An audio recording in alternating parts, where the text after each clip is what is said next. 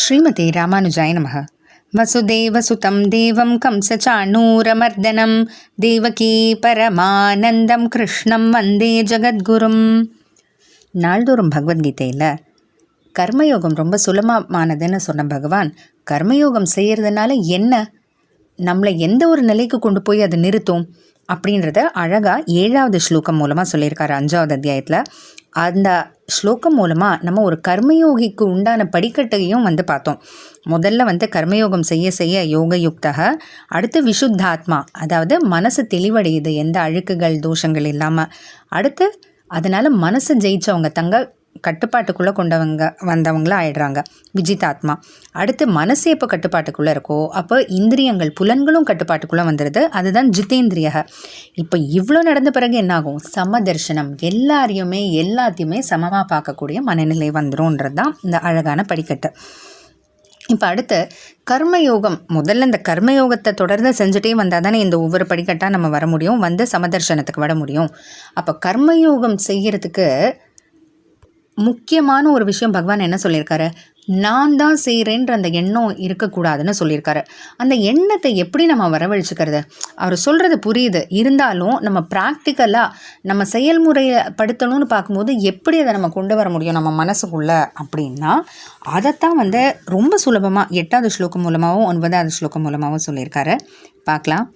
நைவ கிஞ்சித் கரோமீதி யுக்தோ மன்யேத தத்வவித் பஷ்யன் ஸ்ருண்வன் ஸ்பிருஷன் ஜிக்ரன் அஷ்னன் கச்சன் ஸ்வபன் ஸ்வசன் பிரலபன் விஸ்ருஜன் கிருண்ணன் உன்மிஷன் நிமிஷன்னபி இந்திரியாணீந்திரியார்த்தேஷு வர்த்தந்த இதி தாரயன். யுக்தக, இந்த 2 ஸ்லோகத்தையும் சேர்த்து பார்த்தா தான் நமக்கு அர்த்தம் கிடைக்கும். யுக்தக, கர்மயோகத்தோடு சேர்ந்திருப்பவர், அதாவது கர்மயோகத்தை செஞ்சிட்ருக்கவர் தொடர்ந்து.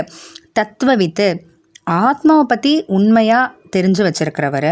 மன்யேத்த, அவர் இந்த மாதிரி நினைக்கிறாரு, இதுதான் நமக்கு ரொம்ப முக்கியமானது. என்ன மாதிரி நினைக்கிறாரு, ந கிஞ்சித் தேவ கரோமி இதி, எப்போதுமே எந்த ஒரு விஷயத்தையும் ஒரு சின்ன அளவுக்கு கூட, ஒரு சிறிய அளவு கூட நான் செய்யவில்லை அப்படின்னு நினைக்கிறாரு. அது எப்படி அப்படின்றது தானே நம்ம இப்போ முக்கியமான கேள்வி. அதுக்கு தான் பஷ்யன் அப்பி, பஷ்யன்னா பார்க்கறது, பார்க்குறவனா இருந்தாலும், ஸ்ருண்வன் கேட்குறதா இருந்தாலும், ஸ்பிருஷன் அந்த தொடு உணர்ச்சி கூடியவங்களாக இருந்தாலும், ஜிக்ரன் முகர்ப்பவன், அந்த மாதிரி ஒவ்வொரு விஷயமா, அஷ்னன் கச்சன் ஸ்வபன் ஸ்வசன், சாப்பிட்றவங்களா இருந்தாலும், கால்களால் நடக்கிறவங்களா இருந்தாலும், தூங்குறவங்களா இருந்தாலும், கனவு காண்றவங்களா இருந்தாலும், கண்களை மூடி திறக்கிறவங்களா இருந்தாலும், அப்படின்ட்டு ஒவ்வொரு விஷயமா நம்ம செய்யக்கூடிய செயல்கள் எல்லாம் சொல்லிட்டு, இவ்வளோ நம்ம செய்கிற ஒருத்தராக இருந்தாலும், இந்திரியாணி இந்திரியார்த்தேஷு, இவ்வளோ விஷயங்களும் அந்தந்த புலன்கள் அதனோட விஷயங்களுக்கிட்ட ஈடுபட்டுட்டு தான் நடக்குதே தவிர நான் செய்யலை அப்படின்னு. அதாவது என்ன சொல்ல வர்றார் பகவான் அப்படின்னா, என்ன நினைவு இருந்தால் நான் செய்கிறேன் அப்படின்ற அந்த ஒரு நினைவு போகும் அப்படின்னா, இப்போது நம்ம கண்ணால் ஏதோ ஒரு விஷயத்தை பார்க்குறோம், நான் பார்க்குறேன்னு நினைக்கக்கூடாது. கண்ணு தன்னோட வேலையை பார்க்குது, ஒரு கண்ணோட வேலை என்ன, எல்லாத்தையும் பார்க்கக்கூடியது, அதனால் கண்ணு பார்க்குது. இப்போ ஏதோ நம்ம ஒரு செயல் செஞ்சுட்டோன்னா கூட உடனே நான் செஞ்சுட்டேன் அப்படின்னு தானே ஒரு நினைப்பு டக்குன்னு நமக்கு வரும். அதுக்கு பதிலாக நம்ம என்ன நினைக்கலாம், இப்போ அந்த ஒரு செயலை கையால் செஞ்சுருந்தோன்னா, கைகள் தான் செய்ய வேண்டிய வேலையை செஞ்சுருக்கு அப்படின்னு புலன்களும், அந்த புலன்கள் எந்த விஷயங்களில் ஈடுபடுதோ அந்த விஷயங்களில் அந்த புலன்கள் ஈடுபடுது. இதில் நான் செஞ்சதுக்கு என்ன இருக்குது அப்படின்ற அந்த ஒரு கண் பார்வையில் பார்த்தோன்னா, நான் தான் செய்கிறேன் அப்படின்ற அந்த ஒரு எண்ணம், அந்த ஒரு அகங்காரம் வராமல் போயிடும் இல்லையா. அதைத்தான் பகவான் சொல்கிறாரு. அதை தவிர இது முன்னாடியே 2வது அத்தியாயத்தில் நம்ம பார்த்துருக்கோம். பகவான் மேலோட்டமாக சொன்னார், அதாவது நான்ற அகங்காரம் வராமல் எந்த ஒரு செயலையும் செய்யணும் அப்படின்னா, அதுக்கு ஒரு சிம்பிளான ஒரு விஷயம் நம்ம மனசில் நினைவு வச்சுக்கணும். ஏன்னா எந்த ஒரு செயலுக்கு பின்னாடியும் 5 பேரோட கூட்டு முயற்சி இருக்குது.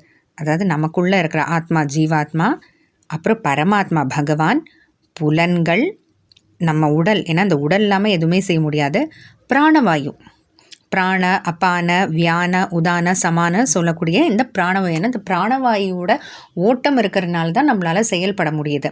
அப்போ எப்போ 5 பேரோட ஒரு கூட்டு முயற்சி இருக்கோ அப்போவே நான் தான் செய்கிறேன்னும் நம்ம சொல்ல முடியாது. அதை தவிர இந்த ஸ்லோகங்கள் 2 ஸ்லோகங்கள் மூலமாக பார்த்தாலும் அந்தந்த புலன்கள் தன்னோட வேலையை செய்யுது, அதனால எல்லா வேலையும் நடக்குது, எல்லா செயல்களும் நடக்குது, இதில் நான் செய்கிறதுக்கு என்ன இருக்குது அப்படின்னு ஒரு கர்மயோகி யோசிப்பான் அப்படின்றத பகவான் சொல்கிறார். அப்போ இதை நம்ம ஒரு ஆதாரமாக வச்சுக்கலாம், எப்படி நான் தான் செய்கிறேன்ற அந்த எண்ணம் போகணுன்றதுக்கு. பகவான் சொல்கிறத கேட்டுட்டு தொடர்ந்து நம்ம நடந்துக்கிட்டே வரலாம். ஜெய் ஸ்ரீ.